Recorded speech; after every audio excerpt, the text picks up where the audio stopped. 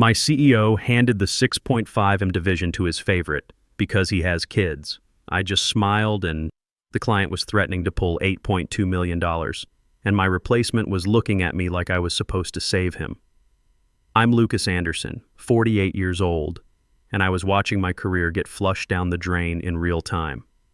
Brandon Collins sat frozen on the video call, our biggest client staring him down through the screen, waiting for answers he didn't have. 3 months earlier, CEO Kevin Morrison had handed Brandon my division because he has a family to support and excellent client relationships. Now that family man was about to lose the contract that kept our Atlanta office running. But I'm getting ahead of myself. Let me back up to where this whole mess started. I'd never been the office politician type. While other guys were networking at company happy hours, I was fixing broken systems. While they polished PowerPoints, I built things that actually worked. When I took over the operations division 3 years ago, it was hemorrhaging money and clients. $2 million in revenue, angry customers, delayed deliveries, reports that made no sense. I'm good at operations. I understand how pieces fit together, not just how they look on paper. Hired the right coordinators, fixed workflows, documented everything that mattered. No magic, no genius moments, just solid work that kept clients happy and money flowing. By year 2, we hit $4.5 million. By year 3, $6.5 million. We weren't just stable anymore, we were outperforming divisions twice our size. Nothing flashy, but Kevin Morrison finally started noticing. Problem was, he also started noticing Brandon Collins. Brandon joined us about 18 months ago from a competitor. Good-looking guy, smooth talker, married with 2 young kids, had that easy charm that executives love, made Kevin feel important when he talked to him. The kind of guy who could turn a quarterly review into a golf invitation. Only problem? Brandon didn't understand operations. He understood relationships, sure. Could schmooze a client over lunch like nobody's business. But ask him why we structured vendor contracts a certain way, or why specific quality checks existed, and you'd get corporate buzzwords instead of answers. The warning signs started small. A process improvement I'd written suddenly became Brandon's initiative in the next meeting. A client presentation I'd spent weeks preparing got delivered entirely by him, my name nowhere to be found. When I asked about it, he just shrugged. Team effort, Lucas. We're all in this together, right? No anger, no guilt. Just that casual dismissal that told me he'd done this dance before. I should have seen what was coming. But after 15 years in corporate America, I still believed good work spoke for itself. Shows you how much I knew. The meeting that changed everything happened on a Thursday morning in late September. Kevin called it a strategic realignment session. The whole senior team was there, plus some board members dialing in from New York. Kevin had his usual stack of papers and that fake corporate warmth that meant someone was about to get screwed. He started with the typical garbage about growth and synergy. I'd sat through enough reorganizations to smell trouble brewing, but even then, I didn't expect the sucker punch. We've decided, Kevin said, turning to Brandon with a smile, that the operations division will now report directly to Brandon. My stomach dropped, but it was his reasoning that really got me.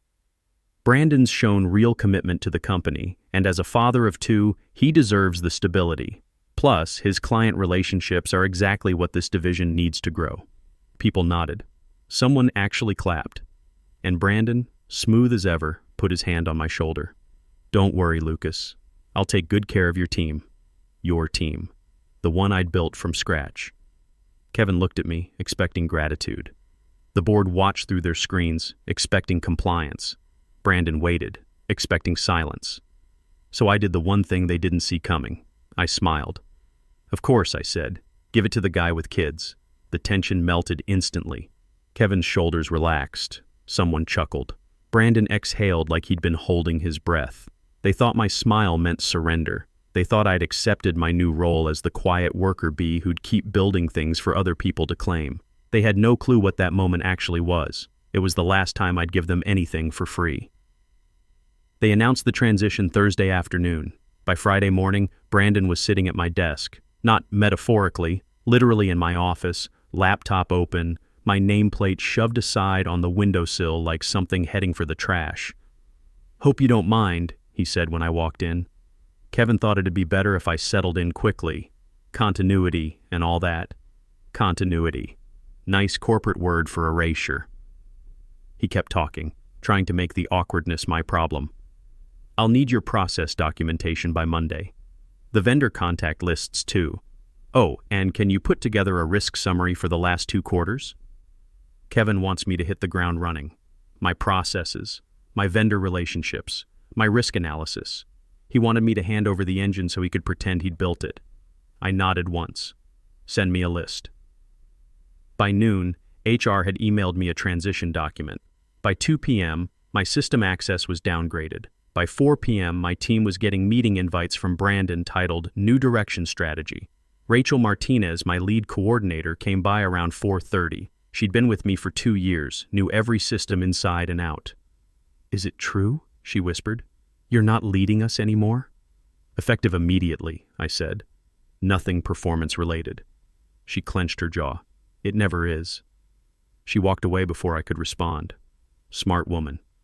The next week was a masterclass in corporate humiliation dressed up as business necessity. Every file I opened had Brandon's name added as a contributor. Every process I'd built had his improvements scribbled in the margins. Every system I'd designed was being picked apart by someone who didn't understand why the pieces fit together the way they did. They moved me to cross-functional process optimization. Corporate speak for "we don't want to fire you, but we don't know where to put you now that we gave your job away." Kevin framed it as an opportunity during our one-on-one. "You're great at seeing the big picture, Lucas. Think of this as a chance to impact more than just one division." I sat there listening to him talk about visibility and strategic scope while Brandon occupied my old office, backlit by the Atlanta skyline, dismantling everything I'd built. But the real gut punch came at Tuesday's operations meeting. Used to be my show. I knew every number, every trend, every potential problem before it became real. Now I sat 3 chairs down while Brandon stood at the head of the table, clicking through slides he clearly didn't understand. "This forecasting model," he said, gesturing at a projection I'd spent 6 months building, "is something I've been refining to bring more accuracy to our performance metrics. My model, my formulas, my logic." He hadn't even bothered changing the column headers. Anyone who'd worked with me would recognize my naming conventions instantly. Halfway through his presentation, Michael Torres, our VP of Strategy, asked a technical question. "How does the variance correct itself in Q3 if Q2 staffing drops 8%? Brandon froze. Just for a second, but in executive rooms, a second of dead air is a confession. He glanced at me. I didn't move. He stammered something about adjusted throughput factors, buzzwords that sound smart until someone wants specifics. Michael frowned but let it slide.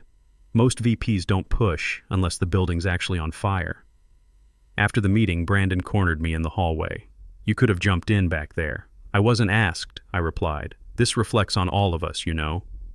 "No," I said quietly, "just on the person giving the presentation." He didn't like that, wasn't used to pushback without raised voices. That night, I stayed late and opened the architectural map of the division for the first time in weeks. Not to sabotage anything, I'd never damage my own work, but I wanted to understand how quickly things would fall apart without constant maintenance. The truth was simple. They'd assumed I'd always be there to catch what fell through the cracks. Now I wasn't. I didn't need to break anything, just step back and let gravity do its work. The cracks started whispering within days. A client email about a missed callback, a delivery that hit our SLA threshold, a support ticket flagged as a repeat issue with unresolved root cause stamped in red. Nothing dramatic, nothing you could point to as a disaster. But I recognized the pattern because I'd spent 3 years preventing it. The division was like a precision machine, worked beautifully as long as you respected how it was built. Change one variable without understanding the connections, and it wouldn't explode. It would just drift off course, 2 degrees at a time, until you ended up somewhere you never intended. Brandon believed in quick wins. First month, he announced 3 of them. Consolidated 2 vendor relationships to streamline communication. I'd kept them separate to avoid single points of failure. Removed secondary approval for complex invoices because it slowed throughput. That step existed because our biggest client used a billing structure that penalized even tiny mistakes. Moved Rachel Martinez to a new strategic initiative that sounded important, but meant nothing. I watched it all from my new desk, biting my tongue. For a while, I tried helping quietly, staying late to check dashboards, making sure key metrics stayed in acceptable ranges. Updated notes here and there. added comments to forecast models, gently nudged analysts on Brandon's team when I saw problems brewing. Then came the call that changed everything. Pinnacle Industries, our largest client, $8.2 million in annual revenue, more than the entire division's other contracts combined. I'd managed their relationship personally for 3 years, knew their quirks, their pressure points, their decision makers. The meeting just appeared in my calendar Tuesday morning. Apparently nobody had removed me from the recurring series yet. I hovered over the decline button. Common sense said, stay away. Habit said, join. I joined. When my camera came on, Brandon's eyes went wide. Then he forced that trademark smile. Great to have you here, Lucas. On screen, the Pinnacle team looked tense. Their CFO, Jennifer Walsh, skipped the small talk entirely. We've had 4 separate invoicing problems in 6 weeks. That hasn't happened in, 3 years? She looked to her operations director, who nodded grimly. Brandon launched into his polished explanation about transition periods and system optimization. Sounded good on the surface, but didn't answer her actual question. Jennifer cut him off mid-sentence. Brandon, we contracted for stability, not excuses about the person who built that stability and isn't even on these calls anymore. Her eyes shifted to me. Where have you been, Lucas? The silence stretched like a taut wire. I've been reassigned internally, I said. I don't lead the division anymore. Why? One word. No corporate cushioning. I could have smoothed it over, talked about restructuring and growth opportunities. Instead, I chose precision. The company decided the division needed different leadership. I was moved to another role. Nobody spoke for several seconds. Then Jennifer leaned back in her chair, processing what she'd just heard. Well, she said quietly, it shows. The call ended with promises and timelines and the usual corporate politeness. But when the screen went dark, the temperature in our conference room had dropped 10 degrees. Brandon was furious the moment we were alone. You undermined me, he snapped. Made it sound like I can't handle the role. You removed the secondary invoice review, I said. That wasn't my decision. You're stuck in the details, he shot back. This is about relationships. I looked at him, really looked. He wasn't worried about the client's frustration. He was worried about how Kevin would react when word got back that Pinnacle only trusted the guy they'd pushed aside. That client stayed because we caught problems before they happened, I said. That was the relationship. Brandon stepped closer, trying to use his height to intimidate. You better be careful, Lucas. If leadership thinks you're being resentful, this new role might not last long. That threat was my breaking point. Not because I was scared, I'd figured this job was temporary from day one, but because I realized I'd spent 3 years building safety nets for people who'd gladly cut them to look efficient in a PowerPoint deck. I went home early that day and sat at my kitchen table until my phone buzzed around 6 p.m. Text from Rachel. They just blamed legacy processes for the client issues.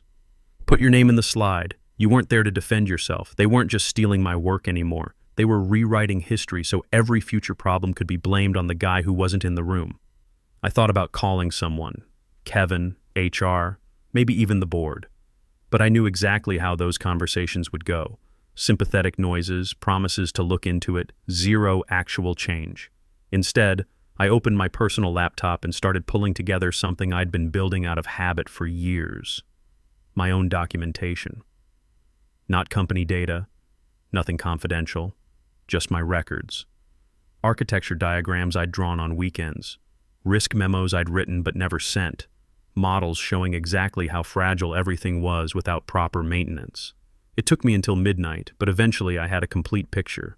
3 years of warnings I'd given, workarounds I'd built, fixes that had kept us out of legal trouble. For years, I'd used that knowledge to protect the company. What had that loyalty bought me? A polite demotion and my name on blame slides. I drafted an email. Nothing angry or dramatic, just facts. Addressed it to 3 people. Michael Torres in strategy, our compliance officer, and the head of enterprise risk. I attached one document, a simple summary of the controls that had been removed, the problems we were already seeing, and the potential exposure if current trends continued. No accusations, no finger-pointing, just this line at the end. If something breaks, you'll need documentation showing when you were first informed about the risk. I stared at the send button for a long time. This wasn't just covering my back anymore. This was changing the game entirely. I clicked send, then I closed the laptop and sat in my dark kitchen, feeling something I hadn't experienced since this whole mess started. Clarity. They thought I was out of the game. I'd just moved to a different board. The response came faster than I expected. Calendar invite the next morning. Risk assessment review. Mandatory attendance. The attendee list made my pulse jump. Michael Torres, compliance, 2 people from audit, and Brandon. They only scheduled meetings that wide when they suspected a pattern, not just isolated incidents. Patterns meant data. Data meant accountability. By the time I walked into the conference room, you could cut the tension with a knife. No small talk, no coffee and bagels. Just spreadsheets projected on the wall and the kind of silence that meant someone's story was about to collapse. Brandon sat at the head of the table, smiling too wide, like a man who thought charm could outrun mathematics. The compliance officer opened with numbers. Cold, hard, undeniable numbers. We've reviewed stability metrics for the operations division over the past 8 weeks. There are patterns we cannot ignore. She clicked to the first slide. Simple line graph showing steady decline starting exactly 4 weeks after the leadership transition. The room went dead silent. Michael Torres turned to Brandon. Explain this trend. Brandon cleared his throat, pulled out his rehearsed responses. Growing pains from the transition. We're adjusting our operational approach. Why were invoice control procedures modified? Michael asked. Brandon had practiced answers for general questions. He hadn't prepared for specifics. He glanced at me like I was supposed to jump in and save him again. I didn't move. The compliance officer slid a printed memo across the table. Your signature approving removal of secondary review to accelerate throughput. His name, his decision, his responsibility. That was meant to be temporary, he said weakly. Then why wasn't it reinstated after the first anomalies appeared? She asked. Silence. The slides kept coming. Repeat incidents, SLA breaches, delayed client responses, each one small by itself, but cumulatively devastating. When the pinnacle escalation appeared on screen, Brandon finally cracked. This isn't fair, he said, pointing at me. Lucas designed these processes. He should be answering for system flaws. Michael cut him off sharply. He didn't remove the controls. You did. You can't have the authority without the accountability. The VP turned to me next. Do you have anything to add? I kept my voice steady, factual, completely unemotional. I documented the logic behind every control when the system was originally built. Those documents are in the shared archive. Anyone could have reviewed them before making modifications. No blame, no accusations, just architecture. The meeting ended with a directive. Immediate audit of the entire division, weekly variance reviews, restoration of all removed controls, and an escalation note to Kevin. Brandon left pale and shaking. I left calm. 2 hours later, my phone buzzed again. Rachel. Pinnacle's flying in tomorrow morning. They specifically requested you be in the meeting. My stomach tightened. Not from fear, from recognition. Clients don't make unscheduled visits unless they want answers, not presentations. The next morning, the Pinnacle team arrived in person. Jennifer Walsh, her operations director, and their head of procurement. They rarely visited without weeks of advance scheduling. The fact that they'd flown down from Charlotte on short notice told me everything I needed to know. Kevin joined the meeting, looking nervous. So did Michael Torres and a visibly anxious Brandon. We gathered in the executive conference room, the kind of place where multi-million-dollar relationships live or die. Jennifer Walsh started without any pleasantries. We've been reviewing recent performance trends, she said. We have serious concerns about operational stability. Brandon launched into his prepared script about proactive improvements and strategic realignment. She let him talk for about 30 seconds. Then she raised her hand. Stop. He froze mid-sentence. She turned to me. You built the original operational framework. Explain what's changed. Kevin didn't like anyone bypassing his corporate hierarchy, but he couldn't interrupt when a client controlling $8.2 million asked a direct question. I walked through exactly what had changed over the past 2 months. Not dramatically, not emotionally, just fact by fact. Controls removed, workload shifted, dependencies ignored, delays triggered. The domino effect Brandon had set in motion without understanding what he was knocking over. When I finished, Jennifer closed her folder and leaned back. This confirms what we suspected, she said. The instability came from leadership decisions, not system flaws. Every eye in the room shifted to Brandon. He looked like someone standing on thin ice, hearing the first cracks. Kevin tried to salvage the situation. "Let's not overreact here. We're implementing corrections." Jennifer cut him off cold. "Kevin, we value the operational framework Lucas built, but we will not accept leadership that jeopardizes it." She paused deliberately. "Either you restore proper oversight to someone who understands these systems, or we'll reconsider our contract." The silence was expensive, career-ending expensive. Kevin's face went white. Brandon didn't breathe, and I realized something with crystal clarity. This wasn't chaos anymore. This was consequences. The meeting ended with Jennifer shaking my hand. "We appreciate your transparency, Lucas. We'll expect regular updates going forward." Not from Brandon, from me. After Pinnacle left, Kevin asked me to stay behind. Brandon was dismissed with a curt nod toward the door. He walked out looking like a man who'd just watched his future evaporate. Kevin closed the conference room door and sat across from me. For the first time since I'd known him, he looked tired. The kind of tired that comes from realizing you've been backing the wrong horse. "I didn't realize things had deteriorated this quickly," he said, flipping through audit reports spread across the table. He wasn't talking to me. He was talking through the wreckage out loud. "Pinnacle's ultimatum puts us in an impossible position," he continued. "They want you back in oversight. They were extremely clear about that. It wasn't flattery, it wasn't an apology, it was simple admission of reality. Trust isn't about who sits in the corner office," I said. "It's about who understands what they're responsible for." Kevin nodded slowly. Then, to his credit, he said something I hadn't expected. "You were right about the operational controls. Not enough to undo the damage, but it mattered, for the record, if nothing else." "What do you need from me?" he asked. 6 months ago, I would have said I wanted my division back. 6 months ago, I would have asked for acknowledgement, fairness, maybe an apology. But that version of me was gone. "I want oversight authority that matches my responsibility," I said. "Risk assessment, process architecture, approval rights on critical changes, direct client access for Tier 1 accounts." I paused, and I choose my own team. His expression shifted. Not resistance, understanding. This wasn't a negotiation. This was my terms for staying. "Done," he said, just like that. Not because he suddenly valued me as a person, but because mathematical reality had made the choice for him. As I stood to leave, he added, "We'll handle Brandon's transition separately. I didn't ask for details, but procedure tells its own story. Audit flagged him for inadequate controls management. Compliance flagged him for misrepresenting system capabilities. Strategy flagged him for deteriorating client relationships. HR flagged him for leadership sustainability issues. By Friday, he was transitioned to business development, corporate code for lateral exile. He cleaned out his desk Wednesday afternoon, carrying one small box. I didn't watch him leave. Didn't need that moment. It wasn't revenge, it was math. The following Monday, I met with Pinnacle again. This time, Jennifer's handshake was firm, professional. "We appreciate the corrective plan," she said. "The transparency gives us confidence moving forward."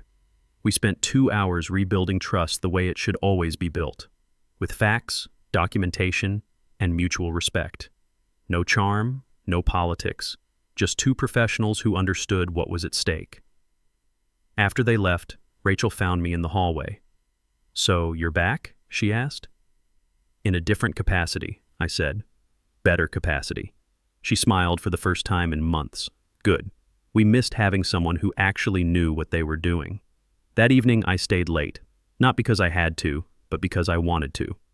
I reopened the division architecture map I'd built piece by piece over 3 years, the same diagrams Brandon had ignored, the same logic he'd dismantled. But this time, I wasn't looking at it as someone trying to hold everything together. I was looking at it as someone with the authority to make it work properly.